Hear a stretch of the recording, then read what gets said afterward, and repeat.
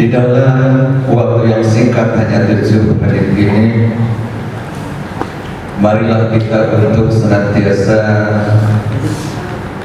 muhasabah, introspeksi diri, yang tujuannya adalah untuk meningkatkan iman dan ketakwaan kita. Karena sebaik-baik manusia di hadapan Allah adalah yang bertakwa. Inna akramakum indallahi atqakum. Bahwa di hadapan Allah bukanlah si kaya, bukan pejabat, dan bukan juga harta benda yang dilihat dinilai Allah, tetapi yang dilihat adalah ketakwaan. Saudara-saudaraku yang dirahmati Allah Subhanahu wa Ta'ala, itu 19 Juli kemarin. Ya alhamdulillah kita sekarang berada di bulan yang pertama, yaitu bulan Muharram 1445 Hijriah. Oleh sebab itu tendensi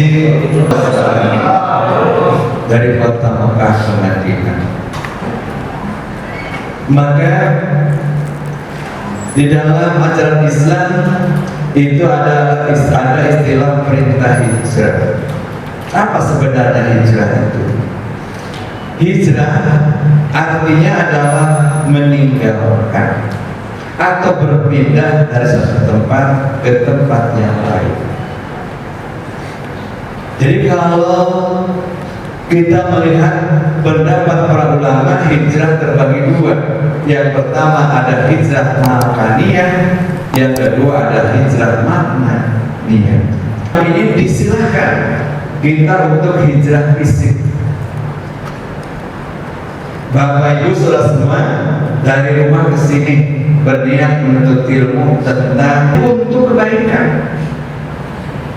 Seperti yang dicontohkan baginda Rasulullah SAW dalam sejarah Tahrir, bahwa 3 kali yang dilakukan baginda Rasulullah beserta para sahabat melakukan. Kemudian yang kedua ada hijrah, yaitu ketokib yang dilakukan oleh. Kemudian yang ketiga ada hijrah fisik yang namanya yaitu ke Yasrib, ke Madinah yang terakhir. Kenapa Nabi melakukan hijrah fisik? Jadi tujuannya adalah untuk mencari tempat baru dalam syiar Islam. Karena pada waktu itu di Mekah sudah tidak nyaman, bahkan Nabi sendiri diancam jiwanya. Bayangkan saja ketika Nabi dakwah di Mekah kurang lebih 13 tahun, itu hanya 7 orang yang bahkan sesepuh yang sangat disegani, sehingga apabila ada yang mengancam keselamatan Muhammad, itu Abu Thalib untuk menghadangnya, membelanya. Hadirin yang dirahmati Allah Subhanahu wa Ta'ala. Kemudian yang kedua itikadiyah, kemudian nanti sulukiyah dan syukuriyah. Yang pertama hijrah fikriyah, artinya umat Islam ini harus pindah cara pola pikir. Salah satu contoh misalnya di lingkungan Sunda ada pola pikir yang harus ditinggalkan, misalnya tentang pendidikan anak. Ujung-ujung nama awal ke dapur. Nah itu pemikiran yang harus senantiasa diluruskan, bahwa pendidikan itu tidak mengenal laki-laki perempuan. Tolong ilmi faridatun ala kulli muslimin. Sudah ada yang jadi menteri, sudah ada yang jadi presiden, seperti Mbak Sri ya, dia menteri. Setiap tahapan pembinaan selalu terpakai. Udahlah, cukup SD saja. Karena nanti kalau anak perempuan itu hanya ke dapur, itu tidak bisa. Itu satu contoh. Termasuk pemikiran-pemikiran di dalam, yaitu memahami agama. Jangan sampai umat Islam hanya konflik di bidang kunut, ya, ribut aja masalah kunut. Di bidang usuli, ada yang enggak, ribut. Orang lain masih nyangkut jantung, kita masih memperdebatkan masalah terawih yang 8 rakaat, terawih yang sebuah benda itu ada kekuatan. Misalnya seseorang meyakini tentang batu cincin, bahwa di batu cincin tersebut ada kekuatan, sehingga apabila batu cincin tidak dipakai, dia merasa minder. Ada teman saya ke Bandung, sudah nyampe Subang, cincinnya ketinggalan, balik lagi karena tidak pede keselamatannya, padahal keselamatan itu punya Allah. Ada juga dinamisme dalam perkakas seperti keris dan sebagainya. Saya juga alhamdulillah punya cincin, ya, batunya merah tapi jarang dipakai karena luar biasa. Kalau saya pakai itu cincin, kemudian untuk angkat itu angkat berhenti. Ya, aneh itu cincin. Apakah nggak boleh pakai cincin? Boleh.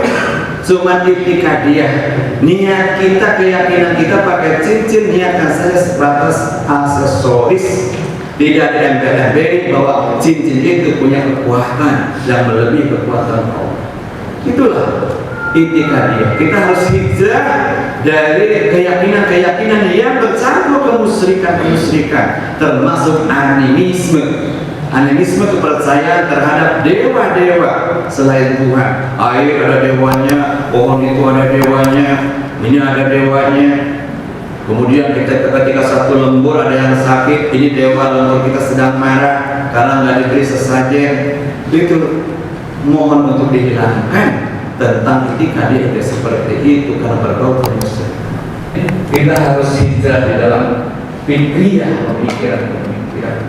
Pembaharuan perlu kita lakukan, apalagi dengan kemajuan zaman teknologi informasi saat ini yang sudah serba online dan sebagainya. Umat Islam harus maju. Yang kedua, bahkan tercemari oleh yang namanya kemusyrikan. Di dalam Al-Quran dinyatakan iyyaka na'budu wa iyyaka nasta'in. Hanya kemudian narkoba itu semuanya masalah. Hampir setiap hari kita lihat di media massa kemaksiatan ditemukan di berbagai daerah, terutama yang menyerang generasi muda. Masya Allah.